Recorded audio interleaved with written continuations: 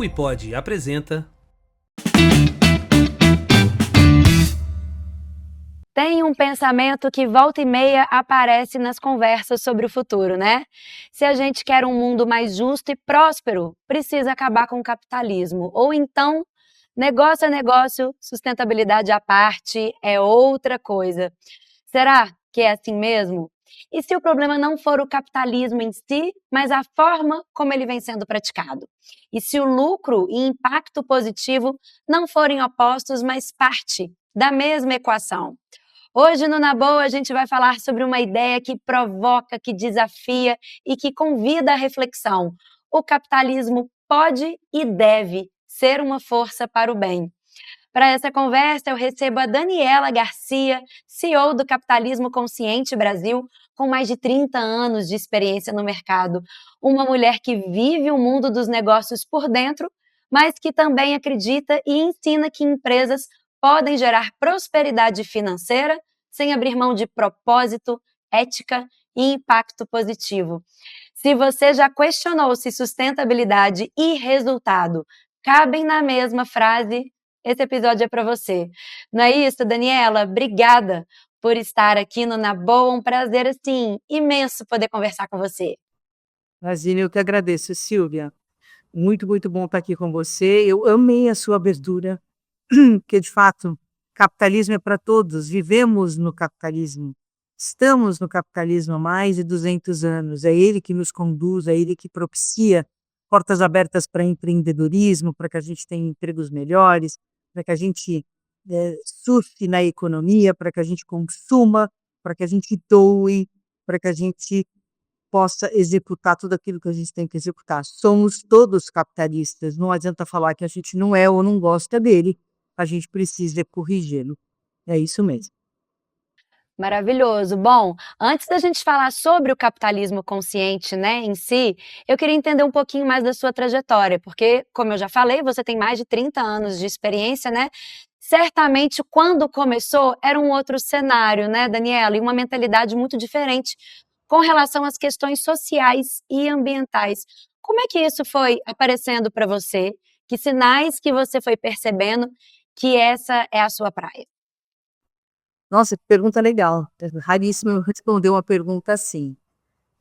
Eu tenho mais de 30 anos de formada mesmo, eu sou uma jornalista, pós-graduada em marketing e que fez toda a trajetória de comunicação que você pode imaginar.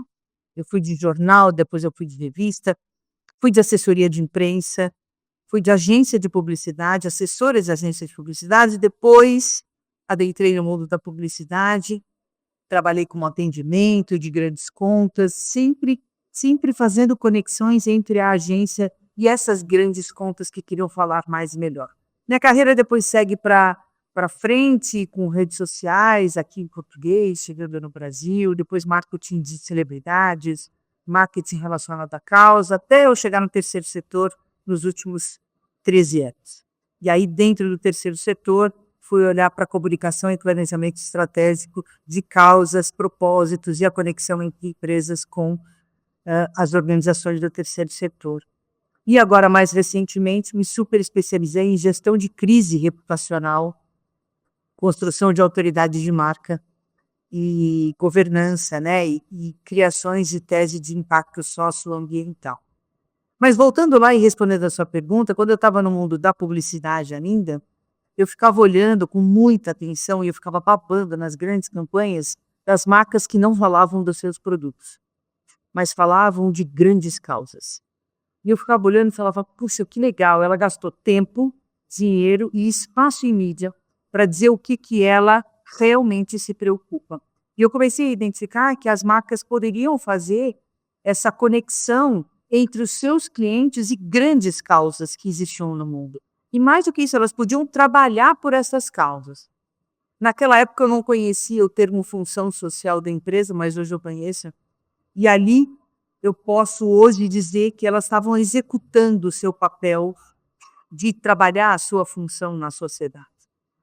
E aí, ao longo do tempo em que eu fui trabalhando, logicamente que eu fui sendo conduzida para contas que estavam prestando mais atenção à função social dela e a causas sociais, e era isso que me conectava, e depois eu acabei fazendo muitos trabalhos de consultoria para pequenos empresários e empresários que estavam muito orientados a resolver problemas da sociedade, até mesmo nas suas pequenas empresas, empresas de impacto de fato, né?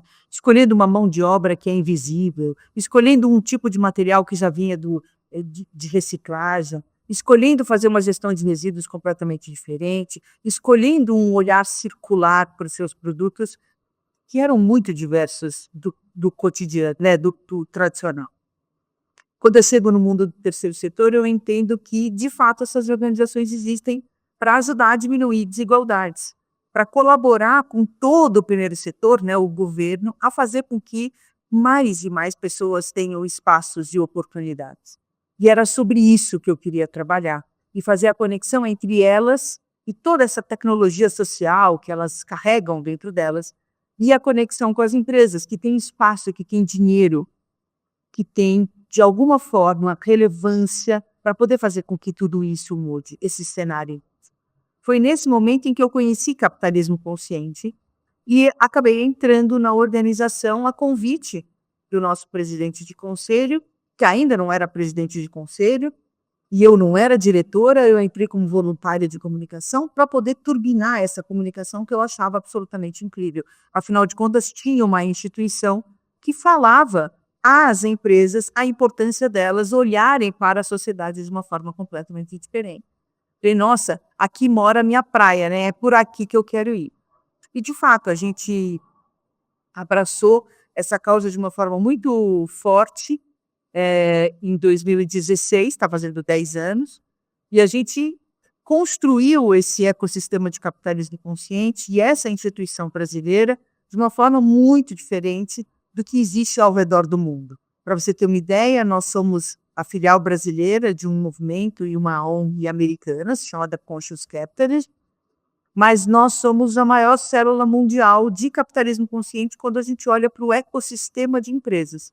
Então, lá não é um movimento associativo, é um movimento de engajamento, porque você decide se engajar e seguir com aquela orientação e aquele conceito, mas aqui no Brasil é um movimento associativo. E aqui a gente congrega muitas empresas, já chegamos a 200 empresas, e chegamos a mais de 100 mil pessoas nas redes sociais, e outros tantos números muito grandes que fazem com que a nossa célula brasileira seja uma célula muito bem sucedida em falar do que é o conceito de capitalismo consciente e mostrar isso para toda a sociedade e os empreendedores brasileiros e internacionais. Então, somos muito queridos no mundo todo e a gente aqui trabalha para expandir cada vez mais e melhor o conteúdo de capitalismo consciente. Essa é basicamente a minha trajetória misturada com um pouco da trajetória do próprio Instituto. Adorei saber de tudo isso, porque eu também sou formada em publicidade, sou publicitária, depois vim a ser jornalista, e ao contrário de você, né, você ficou admirada com as empresas que estavam fazendo, o que me incomodava era justamente as empresas que não estavam fazendo, né, que até então era a grande maioria, e eu ficar fazendo aqueles anúncios e criar aquelas campanhas por criar, por estimular um consumismo Exato. desenfreado, às vezes desnecessário, despertar desejos que às vezes não existiam e não tinham necessidade, né? E aí foi levando para isso, mas que bom saber que começamos aí com essas semelhanças aí, né, pelo caminho. E aí, da mesma forma como a gente vem falando aqui, que o mercado lá atrás também, né, a gente não começou propriamente nessa área de impacto, o mercado também não, né? O conceito ESG, por exemplo, ele teve o seu boom lá muito por conta da pandemia, e o próprio movimento do capitalismo consciente, como você mesmo falou aí, que começou lá nos Estados Unidos, 2010, não é isso? 2010, nasce lá nos Estados Unidos. Pois é. Então, assim, tudo isso, né, foi uma construção, foi uma mentalidade, foi um novo movimento que foi se unindo a outro, por exemplo, as COPs também, né, que antes conversavam e atraíam um público específico e agora estão ganhando cada vez notoriedade. Como é que você vê esse caminhar? Eu não sei se eu diria do amadurecimento, acho que a gente pode falar também, né, mas essa caminhada do mercado com relação a esse capitalismo que pode ser diferente, não precisa ser desconstruído, né? Olha, essa sua pergunta me faz lembrar de uma timeline que eu apresento muito nas palestras, que o pessoal gosta bastante, mas é que foi o jeito de eu conseguir traduzir essa maturidade do mercado e da sociedade. A gente tem que olhar para o momento atual não como uma coisa estanque, mas como o resultado de um amadurecimento, como você bem usou, tanto da cultura e da sociedade, quanto da própria economia. Então, se a gente, como você falou de capitalismo consciente, ESG e sustentabilidade, eu vou juntar tudo isso para a gente poder juntar e falar dessa Aham. timeline, que é o que eu traria para você aqui. Então, vamos lembrar lá que um dos primeiros encontros muito importantes para a gente falar sobre mudanças climáticas foi em 92. A Rio 92 foi um momento onde chefes de Estado, empresários foram chamados para a gente poder debater pela primeira vez o que seria o resultado das mudanças climáticas que estavam sendo vislumbradas e os riscos disso na economia, na política, né, de uma forma geral. Esse assunto não foi levado, quer dizer, foi levado a sério, obviamente, mas não com a visão e com a profundidade que a gente tem hoje. Naquela ocasião, a visão era outra, e a gente estava muito afastado dos resultados de fato do que estavam acontecendo. Outro ponto relevante que a gente pode trazer é o triple bottom line. É um conceito de 1994 que fala que planeta, pessoas e lucro estão intrinsecamente ligados, e ele também faz um chamado para que o mundo empresarial coloque sustentabilidade na pauta. Comece a falar sobre sustentabilidade de uma forma estratégica e não tática, né? E comece a desmistificar um pouco do que é sustentabilidade. Em 2006, 2007, a gente tem o início, né, e o conceito de capitalismo consciente nascendo através do livro, o sistema B sendo criado também, e a crise do subprime de 2008 vai trazer uma forma diferente da gente olhar para a economia, porque ela traz uma crise muito grande que vai desconectar as pessoas das suas empresas, para a gente ter um desemprego em massa geral, mas ela vai conectar as pessoas através das plataformas com todas as empresas ao mesmo tempo. Não sei se você sabe da gig economy, né? A economia do freelancer, ela nasce nesse momento, quer dizer, é capital humano sendo utilizado para trabalho através da tecnologia. Então é a primeira vez que a gente tem a subdivisão, digamos assim, do nosso modo de operar, do jeito que a gente olha para o dinheiro, o jeito que a gente ganha vida. A gente pode entregar para várias empresas ao mesmo tempo, proporcionados pela tecnologia. A tecnologia também faz com que a gente repense valores que eram contemporâneos naquela ocasião, mas que se transformam, por exemplo, em modelos de negócios. Então, pense em compartilhamento. Até o momento da crise de subprime, compartilhar era quase um verbo pessoal. Eu compartilho porque eu gosto de compartilhar. Mas por conta da plataforma, ele passa a ser um tipo de modelo de negócios. Veja que Uber e Airbnb surgem aproximadamente nessa mesma época. Então a gente É. começa a entender que coisas que a gente imaginava que fossem muito distantes do mundo dos negócios começam. A circularidade e a economia circular também, a economia criativa, começa a aparecer com forte peso nessa ocasião. Também, mais ou menos nessa ocasião, 2005, fala-se pela primeira vez em ESG. O Kofi Annan tem um documento muito importante que fala sobre isso, mas também não se torna um assunto relevante. O fato é que depois da crise do subprime, a gente tem outros momentos muito relevantes onde a economia vai ser mandatória, né? A gente vai falar sobre ela cada vez mais e melhor. Aqui no Brasil, eu pontuo também momentos como a Lava Jato, como momentos de crise reputacional das empresas. Então, a gente, naquele momento, não pela crise política, tirando isso, mas muitos colaboradores olharam para o crachá e perguntaram: será que eu tenho um alinhamento de valores, né? E a geração millennial cada vez engordando mais esse esse grupo de colaboradores e de clientes. Vamos lembrar que a geração millennial é também uma geração que fica se questionando o tempo todo sobre qualidade de vida, sobre É. propósito, sobre alinhamento de valores. Então veja que a economia e a política vão mudando e fazendo com que a gente tenha outros olhares para a sustentabilidade, outros olhares para o mundo empresarial. E o mundo empresarial começa a se colocar como um local onde pode acolher pessoas para trabalhar, com um jeito de viver diferente, um jeito de ser remunerado diferente, mas que também tem grandes responsabilidades com o meio ambiente, que tem responsabilidades com o entorno. E a fusão do estilo de vida, né, de trabalho com qualidade de vida, passa a ser também uma temática muito abordada dentro das empresas.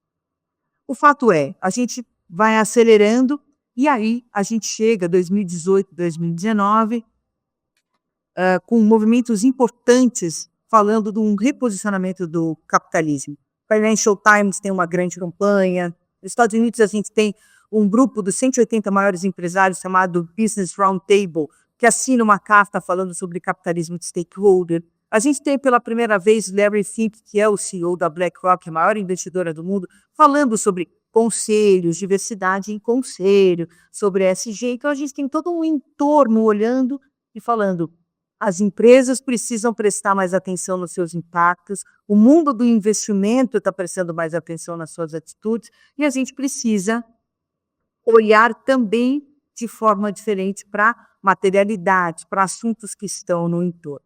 É aí que capitalismo consciente, empresas de impacto, a geração de impacto, materialidades, começam a se tornar assuntos mais aprofundados e que as pessoas, de fato, debatem mais, que o mercado financeiro está questionando o universo desses riscos. Vem a pandemia e isso se sobressai, na medida em que a gente consegue olhar para o entorno e ver até transformações no meio ambiente por conta da ausência do ser humano. Quem não lembra, né, dos rios, lagos muito mais limpos, o céu mais limpo, e a gente começa a se questionar a influência, o tamanho da influência que a gente tem, presos dentro de casa. Também na pandemia, o olhar, perdão, o olhar para as empresas como um ambiente de sistema passa a ser fundamental. E aí eu explico, faço um parênteses. Em pandemia, as empresas cuidaram de pagar os salários dos seus colaboradores e ter certeza de que todos eles estavam em casa. Logo na sequência, eles começaram a olhar para os fornecedores. Quem tinha dinheiro podia pagar o fornecedor, para deixar o fornecedor tranquilo. E depois veio uma terceira onda, que era quem podia doar para a sociedade. E a gente viu essas escalas acontecendo. Quando você olha para isso, você entende que uma empresa, de fato, é um sistema, que ela precisa dos seus stakeholders para funcionar. E isso é a base de um dos pilares do capitalismo consciente. A empresa é capitalista consciente quando ela tem a noção absoluta de que ela é um sistema e que seus stakeholders são tão importantes quanto a própria empresa. Sem eles, a empresa não funciona. Mas aí, voltando lá para o ESG, isso tudo fica muito claro e as pessoas começam a falar cada vez mais sobre isso. Você tem uma subida de interesse pelo mundo do impacto bastante grande na pandemia e imediatamente pós-pandemia. E o que faz também com que o mercado queira mudar tudo junto ao mesmo tempo. E foi aí que a gente comete o grande erro de querer mudar tudo junto ao mesmo tempo. E aí você tem uma queda de aceitação, digamos assim, das métricas de sustentabilidade que são ESG e um confronto, uma briga, perguntando se aquilo existe ou não, se aquilo vinga ou não. E, na verdade, a pergunta não é se vinga ou não, é como faremos isso, porque precisamos fazer isso. Não adianta a gente brigar com a letra, nem com a sigla, nem com a métrica. A gente está aqui para auditar os nossos resultados, entender os nossos impactos e fazer com que o mundo e a sociedade sigam de uma forma diferencial. Então, ele não morreu, ele está se transformando para que a gente consiga adaptá-lo no dia a dia. Então, desculpa a resposta muito longa, mas eu acho que passa por pontos importantes. E aí, logicamente, você tem outros pontos na aula eu dou, que são resoluções da CVM, que vão trazer essas regras para o dia a dia das empresas, agora outras resoluções financeiras, e aí uma série de outros acontecimentos, né, até o burnout, como doença ocupacional, fazem com que todo esse entorno do mundo da sustentabilidade, do capitalismo consciente e do ESG possam ser corroborados pela sociedade, pela economia e que estejam no estágio em que estão. Maravilhoso, porque você deu uma aula, claro, né, e mostrou que não é um fator, né? Você citou aí fatores políticos, sociais, geracionais, né? Tá tudo junto, foi um conjunto de iniciativas, de mudanças, de acontecimentos que fizeram a gente chegar onde a gente chegou e que fez esse boom aí, né? se é que a gente pode dizer dessa forma. Falando em ESG, Daniela, os pilares do capitalismo consciente, eles são muito alinhados, né, com os princípios ESG também. Um propósito maior, o lucro como um dos objetivos e não apenas o único, né? Lideranças mais conscientes, próximas e uma cultura organizacional também mais humanizada e também mais em harmonia com aquele território que ela ocupa ou com quem ela trabalha ou impacta, né? Quem que você acha que bebeu de quem essa água aí? O ESG e capitalismo consciente? Ou é tudo a mesma coisa? A gente está falando de movimentos que estão caminhando juntos e que um complementa ou é o outro também? Como é que você definiria isso? A gente costuma dizer que capitalismo consciente pavimenta uma jornada de ESG. E eu explico. Capitalismo consciente é um conceito que indica consciência da liderança do impacto que ela gera. Não dá para você fazer um planejamento de longo prazo sobre sustentabilidade ou escolher uma ou outra métrica ESG, que para mim está em terceiro lugar, se você não for consciente do impacto que você gera. Então, o capitalismo consciente é um conceito anterior. É, de fato, o momento em que o empresário se entende líder com força e relevância suficiente para decidir por um planejamento sustentável de longo prazo e entender o tamanho do impacto que ele vai gerar, positivo ou negativo, com aquela determinada ação. Então, os pilares do capitalismo consciente são propósito maior, então uma empresa entende o motivo pelo qual existe, e isso não significa entregar serviço ou produto, ela entende a razão dela existir no mercado, ter um líder consciente, um líder que está a serviço desse propósito e, por conta desse propósito, consegue desenhar um planejamento de longo prazo com ações de valor compartilhado com todos os stakeholders. Daí vem o terceiro pilar, que para mim é um dos mais relevantes do capitalismo consciente, que é uma empresa que cria aquilo que a gente chama de orientação para stakeholder, é aquela que tem um olhar para cada um desses grupos de uma forma muito especial, que vai construir uma relação de valor compartilhado com cada stakeholder para que esse sistema continuamente gere prosperidade para todos. E, por último, manter dentro dela uma chama, né, uma cultura consciente que alimente tudo isso. Então, quando você olha para todo esse cenário, é que você entende que só pode haver planejamento estratégico de sustentabilidade e escolha das métricas ESG, uma liderança que já está consciente de tudo isso que ela tem que fazer. Eu digo, inclusive, que dizemos, né, no capitalismo consciente, inclusive, que a ONU esqueceu do ODS zero. O ODS zero é o ODS da consciência, que faz com que, ao se conscientizar do seu impacto, a liderança possa escolher entre os 17 ODSs o que ele vai elaborar e trazer para dentro do negócio dele. Então, temos que ter primeiro a consciência de quem somos e o tamanho do impacto que geramos, para depois escolher como é que a gente vai agir e orientados para que métrica e para que resultado. Então, o capitalismo consciente antes, o resto do impacto vem na sequência. E com as críticas, porque catequizar quem já é catequizado é fácil, né? Mas as críticas ao capitalismo e ao ESG também tem aos montes, né? Ainda tem muitas barreiras, muitos tabus, inclusive quem acredita, por exemplo, que o capitalismo está falido, que nunca deveria ter existido, ou que precisa ser eliminado, enfim. Eu acho que o capitalismo consciente ele vem como um nem 8 nem 80, abrindo novos formatos e possibilidades, né? Então, quais valores e princípios o movimento defende que permaneça, que faz sentido para o mundo que a gente quer e que a gente está querendo construir, né? Essas mudanças que vêm aí, e quais pontos precisam ser revistos e que teve ali, que até o próprio movimento, né, o capitalismo consciente, já falou, epa, vamos rever essa rota aqui e vamos reorganizar essas e essas diretrizes. O primeiro que a gente ainda não experimentou outro modelo econômico no mundo que funcionasse. Partindo desse pressuposto, o que a gente precisa é melhorar algumas regras desse capitalismo para que ele não seja selvagem, para que ele não destrua. E eu acho que a palavra destruição é a palavra que a gente tem que, de fato, usar. Quer dizer, você está ganhando mais porque você está gerando dor de quem? Então, vou dar um exemplo muito simples e muito claro. Uma empresa de médio porte, não vou nem dizer grande, vou dizer médio porte, decide contratar uma empresa pequena para prestar um serviço para ela. Pequena mesmo.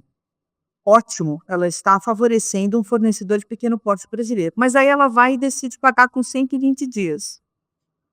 Quando ela decide pagar com 120 dias, ela quebra a empresa pequena, que não tem capital de giro.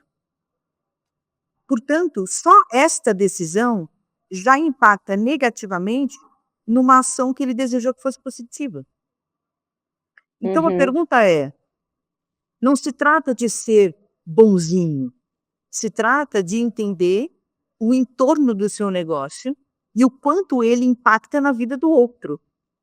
Esta é uma decisão simples de ser tomada, mas muita gente diz que é muito complexa. Então, tem algumas empresas, eu já tenho escutado falar, que quando vão contratar serviços de empresas de pequeno porte, já tem uma política e uma condição de pagamento diferenciada, porque sabe que a empresa não vai aguentar. Da mesma forma, a mesa de compras. Você, fornecedor pequeno, quer entrar na grande. Aí ele vai ter que passar por uma mesa de compras, que acaba com a gordura e com a margem dele. Pergunta, para quê? Por que a mesa de compras vai ganhar se mudar em R$100, em R$500? Às vezes, ele está entrando com uma margem mínima. Às vezes, ele está entrando com 0 a 0 para poder entrar. Então, veja que é, de novo, a consciência daquilo que se faz. Os pequenos podem se conscientizar na medida em que podem também gerar e providenciar que as suas estratégias sejam sustentáveis. Quando a gente fala para micro e pequenos empresários, micro mesmo, né? Estou falando da primeira categoria do simples. A gente sempre sugere, separe conta de pessoa física de jurídica, tenha todos os documentos, isso é governança da pequena empresa. Quando a gente fala, prepare-se para cumprir todo o questionário de sustentabilidade do banco, é porque a gente sabe que os bancos estão olhando para políticas de crédito diferentes para quem está preparado. Tenham seus produtos com rastreabilidade, mantenham contratos com seus fornecedores. Tudo isso faz com que a gente olhe diferente para o mundo e para o jeito de fazer negócio. Então, capitalismo consciente é, na mínima proporção, esse tipo de decisão. Logicamente, das grandes empresas serem decisões enormes, que vão inspirar e conscientizar os demais, que vão ser alvo de matérias no jornal. Mas a gente está falando de um Brasil de mais de 90% de micro e pequenas empresas. E de um Brasil que todos podem ser capitalistas conscientes. Um dia desse, o dono de um lava-jato, um lava rápido, virou para mim e disse, depois que eu ouvi a sua aula, eu entendi o que eu podia fazer de diferente. Falei, que legal, o que você pode fazer de diferente? Ele falou, vou passar a usar água de reuso e vou passar a captar a água que lava e que tem muito óleo numa outra caixa para poder ser processada. E vou fazer uma terceira coisa. Falei, o que é? Ele falou, vou colocar um latão só para jogar fora a esponja de lavar carro. E vou convidar os meus clientes a jogarem suas esponjas aqui. Olha. Parabéns para ele. Coisas absolutamente intrínsecas ao negócio dele, que podem mudar tudo, e que muda também, foi o que eu disse para ele, a visão do cliente dele que está entrando naquele lava-rápido e lavando o carro. Porque eu prefiro ir para um lava-rápido desse do que outro que não liga a mim, mesmo assim, nem quem ele está contratando. Então, veja que quando você entende e decide ser um capitalista mais consciente, você opta em ter outras saídas no seu negócio. Você usa a criatividade para fazer isso. O brasileiro é absolutamente criativo. Nós somos um dos países mais criativos do mundo. Você é publicitário, eu também sou. Você sabe disso, a quantidade de prêmio que a gente ganha em publicidade, quantidade de meme que aparece em 30 segundos depois de qualquer problema político ou social é inacreditável. Somos muito rápidos para fazer isso. A gente tem uma das maiores seguranças bancárias do mundo pela criatividade dos que fraudam ainda. Agora, por que a gente não pode ser criativo para um capitalismo mais consciente e gere menos impacto?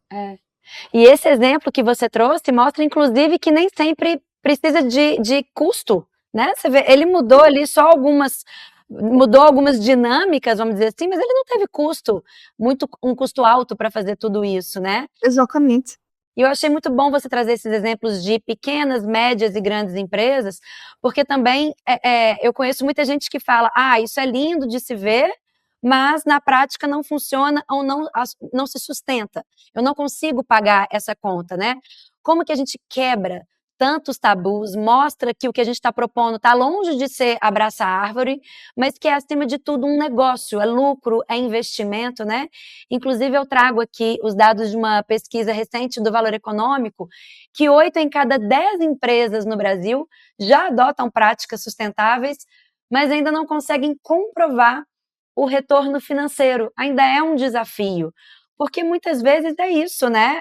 Não se trata dali do que eu investi e o retorno que eu estou tendo, mas do impacto que eu estou causando. Faz sentido? Faz muito sentido. E impacto você não vai medir resultado em 30, 60 dias. Você É, vai medir resultado em ano. É como você aportar dinheiro numa ação de longuíssimo prazo. A gente tem a pesquisa Humanizadas, que é uma pesquisa que foi feita no Brasil por um doutorando de São Carlos, da Universidade de São Carlos, em 2017, e ele resolveu se apoiar ou se inspirar na pesquisa do professor Harsh Sisodia, que foi quem criou o capitalismo consciente, e fazer uma pesquisa também no Brasil, multi-stakeholder, sobre as empresas melhores para o Brasil, para poder entender o que as empresas faziam, né? E é a única pesquisa multi-stakeholder que existe no Brasil, ou seja, não se pesquisa só o colaborador ou só o fornecedor, se pesquisam todos os stakeholders de uma empresa, cliente, fornecedor, colaborador, sociedade civil, para entender a relevância e a proposta de valor dessa empresa.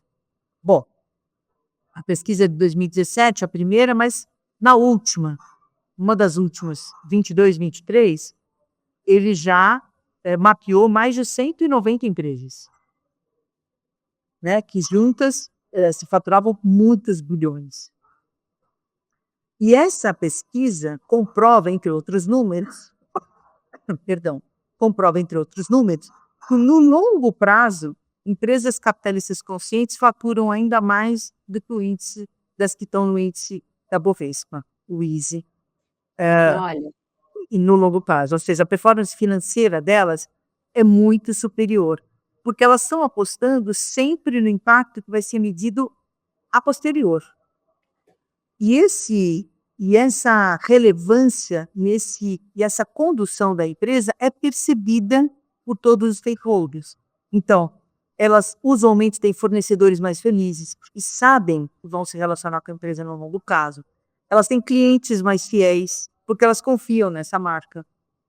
Elas têm colaboradores que gostariam de ficar, portanto o turnover é menor.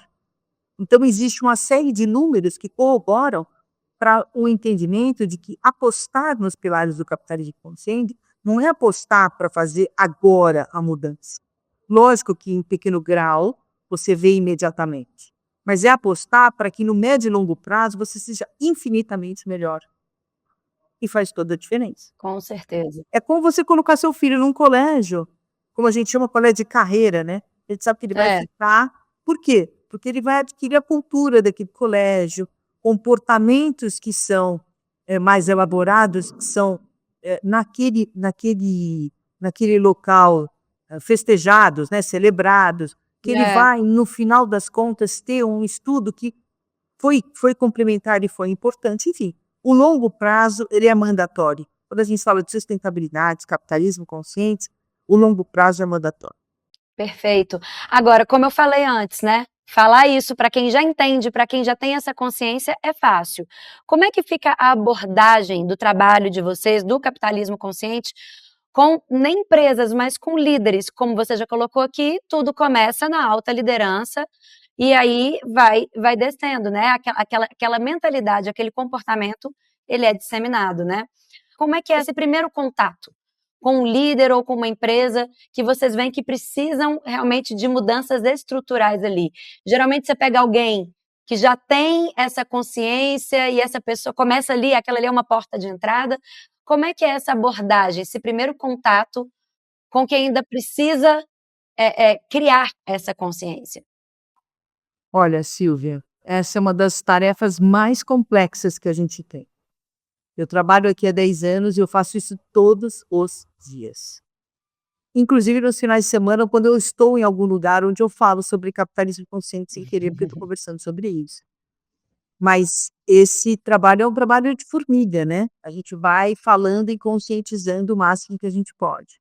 A gente tem a grata satisfação, e a gente celebra muito esse número, de ter 100.000 seguidores nas redes sociais. A gente sabe que tem muita gente engajada, porque não se percebe assim.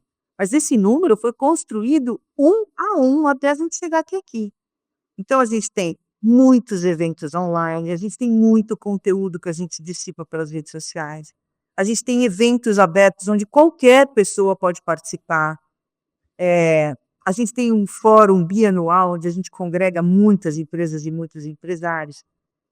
Então, fala-se muito sobre o que é capitalismo consciente para poder, de fato, reverberar numa classe de empreendedores e colaboradores de grandes empresas, onde a gente ainda não chegou.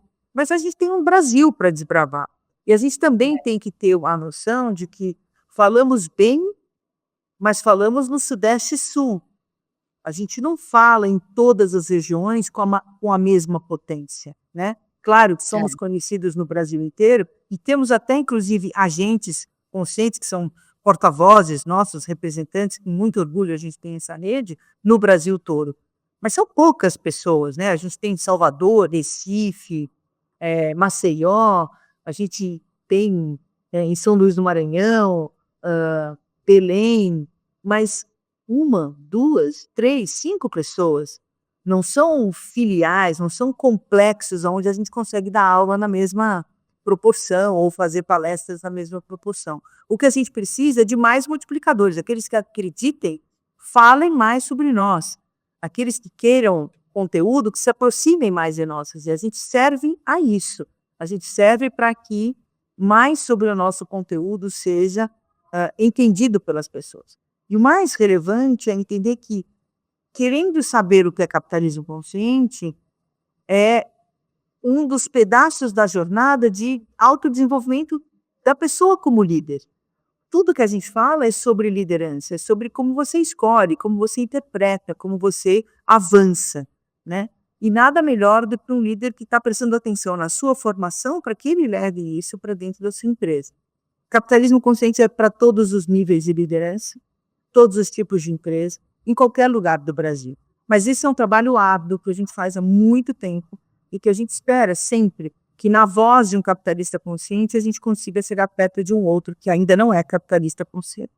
Inclusive para mostrar que essa onda aí que estão tentando, né, enfraquecer ou derrubar, enfim, teve um movimento aí, né, o boom, que muita empresa surfou nessa onda, né, fizeram, tentaram fazer bonito, mas a gente está vendo um movimento aí de alguns tentando enfraquecer ou desvalorizar tudo isso, né, Não inclusive vai com algumas... adiantar nada, né? Porque as mudanças climáticas estão aí, os efeitos dela estão aí, e aqueles que não acreditam, muito possivelmente, vão precisar passar por um alagamento, por uma catástrofe, para poder entender que aquilo que está do lado de fora, na verdade, está do lado de dentro, né? É, A- é. O E aí efeito da mudança climática está dentro do seu negócio na medida que você não colabora com ela. É verdade. Sabe que ano passado eu fui para a COP30 e eu assisti uma palestra do pessoal da Toyota e eles falando exatamente isso. Se eu fosse um pouquinho mais ligado, se a gente fosse um pouquinho mais ligado nas questões de sustentabilidade, a gente não tinha perdido uma fábrica inteira no sul. E hoje a gente está muito mais cuidadoso, olhando para dentro, olhando para o entorno, vendo as medidas que a gente pode tomar, não só de mitigação, mas de prevenção também, de reconstrução, para que alguns fatores, algumas situações não se repitam, né? Então, isso que eu ia te Exato. perguntar, se você vê como que você descreve esse momento, você que esteve no início do ano em Lisboa também, não foi? Encontrou Foi. com algumas lideranças do capitalismo de outros países, acho que você pode falar com muita propriedade, né, que a gente bebe muito da água e de tudo que tem sido feito muito na Europa, né, e tenta aplicar aqui, mas a gente está falando de cenários também muito distintos em todos os aspectos. Mas como é que você vê esse movimento? Não está enfraquecendo então, né? Não, de jeito nenhum. Acho que, como eu disse, ele está se transformando. Os empresários estão tendo uma outra consciência de que, é preciso cuidar e mudar. No entanto, a grande transformação passa por um reestudo de como fazer isso, com constância, sem meter os pés pelas mãos e querer mudar tudo ao mesmo tempo. O grande erro foi querer mudar tudo ao mesmo tempo. Aí sim você tem um impacto econômico nas atividades e cultural nas próprias pessoas, do desejo de mudar ou não. A mudança é necessária, ela é inerente do mundo dos negócios, né? Mais do que nunca, mas ela precisa acontecer de forma organizada e perene. A Europa, quando a gente fala de capitalismo consciente, segue os passos do Brasil. Lá, sim, a gente encontra com muita gente e tudo aquilo que a gente usou, né, para engajar os brasileiros, a gente agora também transporta para conseguir engajar os europeus. Eles são muito mais alinhados com as questões de sustentabilidade. A Europa está avançadíssima nisso. Para eles é uma absoluta realidade trabalhar com o universo das métricas de sustentabilidade, até porque o mundo das finanças europeias exige isso com muita clareza, e ali nós, então, tomamos como inspiração os negócios deles para trazerem para cá. Mas não vejo nenhum tipo de caminho de volta, não existe isso. Existe um É. caminho transformador de como que a gente vai fazer com que a coisa continue na mesma intensidade ou ainda mais, porque é agora que a gente tem que pensar de fato nos reflexos. Quando a gente vem, em próprio, você citou que eu fui a Lisboa, eu tinha acabado de voltar de lá quando passou um ciclone e derrubou, inclusive, pedaços de estradas, né, ali em Porto Lisboa, de uma forma Olha, muito intensa. Então, o assunto é um assunto global, um assunto de todas as economias, um assunto, portanto, de todos os negócios de todas as pessoas. Não existe possibilidade de fugir disso. que todos estão sofrendo, né? Qual que seria, Daniela, o grande desafio do capitalismo consciente Brasil? O foco do trabalho aí para esse ano de 2026 está onde? Qual que você diria que é o maior desafio hoje e que vocês estão ali focados para trabalhar em cima? Olha, os desafios são inúmeros, inúmeros, inúmeros. Vou citar dois que são, para mim, muito relevantes e que se mantêm na minha pauta sempre. Me aproximar de grandes empresários que já são capitalistas conscientes, mas não têm noção desse termo, para que junto do ecossistema se tornem uma inspiração para pequenos empresários. E falar cada vez mais aos pequenos empresários da importância e da relevância deles tomarem decisões sustentáveis de longo prazo, né? Que eles construam estratégias sustentáveis de longo prazo, para que as suas empresas sejam cada vez mais solicitadas para serem fornecedores das grandes, para que sejam líderes de segmentos de mercado, para que se transformem de alguma forma em empresas de impacto efetivo e possam mudar o seu entorno. A gente é um, um conjunto de micro e pequenas empresas absolutamente fabuloso. Quanto mais o empresário brasileiro se der conta disso, melhor será o nosso mercado, tanto interno como para o mercado externo. Perfeito. De que forma que cada um pode contribuir com o capitalismo consciente? Você já falou aí que você quer falar com as grandes lideranças, né? Mas as empresas também podem se associar, os C-levels podem ser capacitados e pessoas comuns aqui, né? Como eu, como quem está escutando também. Estamos de portas abertas para que vocês se tornem agentes do capitalismo consciente.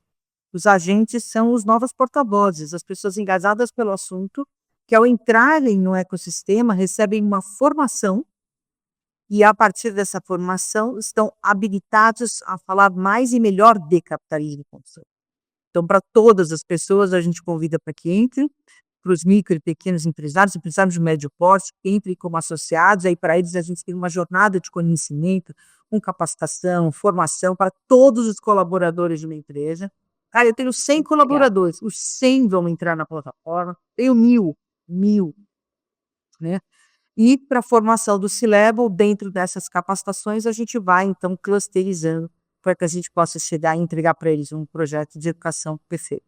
O importante é lembrar que o Instituto Capitalismo Consciente está no Brasil para orientar a liderança, né, e fazer com que a gente consiga ajudar a transformar o jeito de fazer investimentos e negócios orientados sempre para a diminuição de desigualdades e abertura de espaços de oportunidades. Maravilhoso. Quem quiser informações, então, é o ccbrasil.cc, não é isso o site? Exatamente. ccbrasil.cc nas redes sociais, @Capitalismo Consciente Brasil. Tanto LinkedIn quanto Instagram. Maravilhoso, Daniela. Eu amei o nosso bate-papo, aprendi muito com você e eu espero que a gente consiga levar cada vez mais pessoas, empresários, pessoas falando sobre o capitalismo, né, para a gente defender aí essa nova forma da gente se relacionar nos negócios, com as pessoas, com o planeta, com o todo, né? Obrigada por esse tempo aqui, adorei. Sempre à disposição de vocês. Obrigada pelo espaço. Obrigada. E você, gostou desse episódio? Siga o nosso perfil e lembre-se de classificar o nosso podcast com 5 estrelas e, claro, compartilhe com os amigos. E tem mais conteúdos também como esse lá no meu Instagram. Você me encontra no @SilviaCastroDC. Até o próximo episódio.